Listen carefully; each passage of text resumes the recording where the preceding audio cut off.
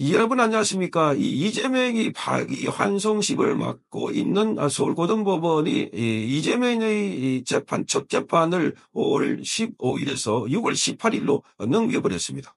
자, 이 재판을 바로 선거 이후로 넘겼다 하는 것. 자, 그동안 이 재판은 이재명을 심판할 수 있는 유일한, 자, 선거 전에 이재명을 심판할 수 있는 유일한 사법부의 판단이었던 것이었습니다. 여기서 판단을 하고, 그리고 다시 대법원에 확정되면 이재명의 당선 무효형 그리고 피선거권 박탈이 되는 겁니다. 그리고 무엇보다도 서울고등법원에서는 한 번, 한 두 번 정도 하고 나면 끝나기 때문에 선거 전에는 고등법원에서 이재명의 유죄가 확정된다. 그 이재명의 유죄가 확정되는 상황에서 자, 선거를 하게 되면 이재명의 사법리스크는 그만큼 커지고 이재명은 그야말로 빼도 박도 못하는 상황이 되어버렸는데 그런데 어처구니 없게도 6월 18일로 넘겨버렸습니다. 자, 그 말은 만약에 이재명이 당선되면 선거 모두 올 수 없답니다. 관련된 법률만 개정해가지고 이재명 관련해서 그 재판이 진행되고 있는데 이 재판은 이 대통령 후보자가 당선이 되면 그 당선되는 시점부터 해서 선거 그 재판이 멈춰지는 그런 법안을 민주당이 추진하고 있습니다. 자, 왜 이런 판결을 했을까? 자, 일각에서는 이 건은 보면 바로 지금 조희대 대법원장을 비롯해서 사법부에 대한 이 탄핵을 하겠다. 그리고 이재원 부장판사에 대해서 이 고등법원에 담당하고 있는 이재원 부장판사인데 탄핵을 하겠다고 하니까 거기 겁을 먹고 자기 조직을 살리려고 한 거다 일까 하는 의혹이 제기되고 있습니다. 그렇지 않고서는 이렇게 할 수 없다는 겁니다. 우선 이렇게 하려고 하다가 나라 전체를 지금 넘겨주게 생겼다. 야, 지금 깜짝 놀랄 일들입니다. 이게 지금 국민들이 큰 충격을 받고 있습니다. 어떻게 판사가 이렇게 이재명의 그렇게 끈질긴 이 사법 리스크 이게 마지막 총선임이 와서 지금 선거 전에 이재명을 심판할 수 있는 유일한 기회가 있는데 이걸 날려버렸다는 것. 이것은 이재명에게 패티를 들고 투항했다는 것 외에는 아무런 의미가 없다. 그러니까 지금 이것은 이재명을 심판할 수 있는 유일한 길을 그저 차버린 겁니다. 자, 여기에 지금 이재건 부장판사를 포함한 3명의 판사들, 그야말로 이재명에게 뭔가 로비를 당했던가 아니면 급박해서 그 급박에 항복을 해가지고 손을 들었던가 두 가지가 아닐까. 자, 로비를 했을까.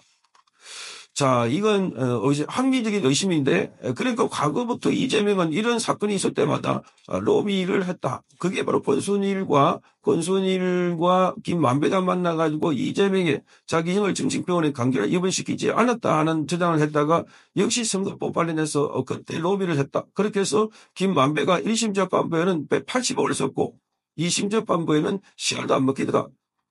그래서 김만배가 권순일을 만나가지고 비타 500을 들고 박스를 들고 거기 대법원을 8차례나 방문했다고 합니다. 8차례나. 왜 갔나 하니까 이발하러 갔다. 근데 말도 안 되는 소리를 한 거죠.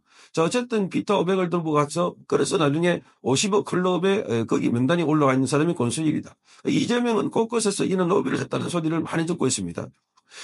자, 이것 또한 이재명의 본인의 절체절명의 순간이니까 그렇게 로비를 했을 가능성이 있지 않을까 그렇게 의심을 하게 됩니다.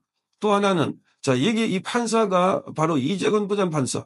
지난번에 이정원 부장판사가 그 법조계에서는 또 나무 위키나 이런 데서 정량을 보면은 아주 공정하고 객관적인 판단을 한다 이렇게 되어 있는데 하나 의심스러운 대목이 바로 이 김재규의 박정희 대통령 시해 사건과 관련해서 지금 그 사건을 갑자기 재심을 하기로 받아들였다는 겁니다. 재심. 자, 누가 보더라도 김재규는 박정희 대통령을 살해한 이 말하자면은 뭐라 그럴까요? 지금으로 치면은 반역죄 대통령을 시해하고 그리고 나중에 사형이 되었습니다. 그런데 그 이론이 없던 그 사건을 갑자기 받아들여 가지고 박정희 시해범에게 면죄부를 주려고 하는 것 아닐까 그렇게 의심이 들고. 또 한 사람의 거기 판사는 최근에 이 변희재 씨가 쓴 기사를 보니까 태블릿 PC, 박근혜 전 대통령 태블릿 PC의 중요한 증거라고 제출했지만 받아들이지 않고 오히려 이 태블릿 PC가 조작됐다라고 하면서 문제 제기를 하니까 거기에 변희재 씨에게 징역 2년을 선고한 사람이 바로 이 재판부였습니다. 그래서 이 재판부는 처음부터 의도되고 자 이게 완전 기울어져 있는 그런 재판부다. 자, 대한민국이 어떻게 이렇게 나라가 기울어졌을까? 어떻게 나라가 이렇게 뒤집어졌을까? 판사 한두 사람에 의해서 나라 운명이 결정되는, 자, 이런 나라가 되어버렸습니다. 이게 이제 선진국 같은 그런 겁니다. 후진국 같으면 총칼로 뭐 나라가 운명이 결정되지만 선진국은 이렇게 몇몇 제도에 의해서, 몇몇 사람에 의해서, 그래서 우리나라가 우리 민주주의가 얼마나 취약하다는 것을 잘 드러내고 있다. 그런데 여기에 지금 조희재 대법원장과 교감해서 조희재 대법원장에게 보고하고 그래서 결정하지 않았을까 했는데 법조계에서는 그렇지는 않다고 얘기하고 있습니다. 자, 법조계에서는 일부 판사, 그러니까 이 판사를 담당하고 있는 사람은 별도의 독립된 독립결재 기관이기 때문에 조희재 대법원에 보고할 이유도 없고 그걸 또다시 교감을 한다고 하지 않는다고 합니다. 자, 그래서 지금 아마 조희재 대법원장도 충격을 받지 않았을까? 자기가 결정한 파기환송을 밑에 있는 하급심 판사가 뒤집어버린, 뭐 뒤집었다기보다도 완전히 지금 이재명을 심판할 수 있는 기회가 완전히 사라져버린 겁니다. 이 이재명을 심판할 수 있다는 건 바로 이 법원에 재판하기 전에, 선거하기 전에 재판이 일어난다는 건데, 근데 선거 이후로 재판을 한다는 것은 오늘 법원에서 민주당에서 법을 개정하는 것도 다 그런 겁니다. 그 이후에 이재명이 당선되고 난 이후에 이재명의 재판은 전부 다 멈춘다. 그러니까 이재명은 이제 앞으로 자기 권력 구조를 개편하거나 개헌을 하면서 본인이 뭐 두 번, 세 번 할 수도 있을 거고 상황에 따라서 앞으로 어떻게 국가를 이끌어갈지 이자가 지금 꿈꾸고 있거나 계획하고 있는 게 뭐가 될지는 우리는 아무도 모릅니다. 그래서 너무나 불안하고 불투명하다 하는 겁니다. 그런데 조희재 대법원장은 이걸 몰랐다. 그래서 처음부터 자기 자판을 해야 된다. 그래서 조희재 대법원장도 이게 파기환송을 하고 난 뒤에 민주당에서 저렇게 극렬 저항하고 탄핵한다고 하고 공수처에 고발하고 이러니까 본인이 땅을 치고 후회한다 하는 이야기를 그 주변에서 하는 이야기를 들었습니다.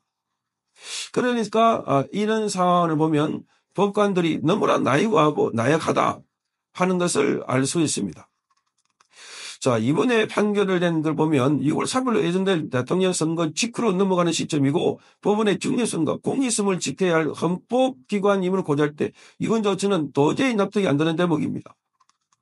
이 사건은 파기환송심으로서 이미 대법원에서 판단된 법률기획들 안에서 사실관계만 다시 확인하면 되는 절차를 만들었고 있습니다. 자, 통상적으로 파기환송심은 신속한 기일 지정과 진행의 원칙인데 그런데도 서울고등법원은 기존에 유동되어 있던 5월 15일 기일을 피고인 측이 신청이 있다는 이유로 선거유예로 넘겼습니다. 공정한 선거 기회를 부여하기 위해서다. 뭐 이런 얘기를 하고 있는데 자, 이게 말도 안 된다는 겁니다. 국민의 알 권리와 후보자 검증의 기회를 법원이 무력화한 셈입니다. 사법부가 선거 이전의 판단을 통해 유권자들이 판단할 근거를 제공하는 대신에 정치적 후폭풍을 우려해가지고 그래서 기일을 미루는 소극적인 태도를 취한 것은 헌법상의 법관의 독립정신의 정면으로 위배되는 아주 비겁한 짓을 했다. 자, 그렇게 봅니다. 자, 이 사건은 유죄 취지 파기환송이라는 대법원의 강한 메시지를 동반한 사건입니다. 이재명 피고인은 자신의 허위 발언이 선거법에 위반되지 않는다는 주장을 펼지만 대법원은 명백한 공직선거법 위반이라는 판단을 내렸습니다. 그에 따라서 유권자의 알 권리를 침해한 중대한 사안으로 회부되었고 파기환송심은 그 판단을 기초로 결론을 내리기만 하면 되는 그런 상황이었습니다. 그럼에도 불구하고 기일을 선거 후로 미룬다는 것 사법부가 스스로 정치적 고려를 했다 이런 겁니다. 자, 더욱이 이 조치가 가져오는 정치적 파장은 이재명은 여전히 유력한 대선 주자이자 공당의 대표직을 수행하고 있습니다. 자, 그 유죄 여부는 단순한 개인의 형사 책임을 넘어가지고 유권자의 정치적 판단에 따라서 결정적 영향을 미치게 됩니다. 그런데 법원이 그 판단 시점을 의도적으로 늦췄다. 그렇다면 이는 사법부가 간접적으로 선거에 영향을 미쳤다는 겁니다. 의도치 않았다 하더라도 그 결과는 명백하고 그래서 중립을 가장한 선거 개입이다. 오히려 판사가 선거 개입했다고 합니다. 자, 이 법원에 명확한 설명도 없습니다. 변호인단의 신청은 있었지만 구체적인 사연은 밝혀지지 않고 불투명하고 비밀스러운 결정을 내린 것 아닌가. 자, 사법부는 정치를 하지 않되 정치로부터 자유로워야 되는데 그 독립선과 중립선은 투명성에서 비롯되는데 이번 기일 변경은 국민의 의심을 피할 수 없는 결정이 되었고 오히려 대법원의 법적 판단마저 정치 너브로 끌어들인 셈이 되어버렸습니다. 자, 그래서 지금 대법원이 파기 취지에 따라 판단하고 국민에게 시적절한 결론을 내려야 할 의무를 가진 고등법원이 지금 정치적 타이밍을 고려했다면 이것이야말로 법치가 아닌 사치요, 정의가 아닌 회피다. 이렇게 정의가 아닌 회피다. 이번 사건은 판례 정신을 정면으로 거스른 사법부의 자책골이고 역사표 책임을 면하기 어려운 결정입니다. 사법부는 대상 침묵을 해서는 안 되고 침묵은 바로 정치가 원하는 침묵이다. 그래서 사법부 안에 있는 판사들이요, 제발 좀 소리를 내라 이야기를 하고 싶습니다. 자, 이 기일 변경이 얼마나 비겁한 건지, 이게 얼마나 나중에 수치스러운 건지, 자, 그리고 역사와 우리 국민들은 모두가 기억할 것입니다. 자, 이재명 재판, 자, 이런 식으로 사법부가 뭉개버리고, 자, 결국은 이재명은 법이 이 사람으로 남겨놓았다는 사실, 사법부가 면죄부를 줬다는 점에서 사법부가 더 이상 대한민국의 독립된 그리고 최고의 보루가 아닌 그야말로 정치의 종속이 됐다는 아주 슬픈 현실이 되고 말았습니다. 성창경 TV였습니다.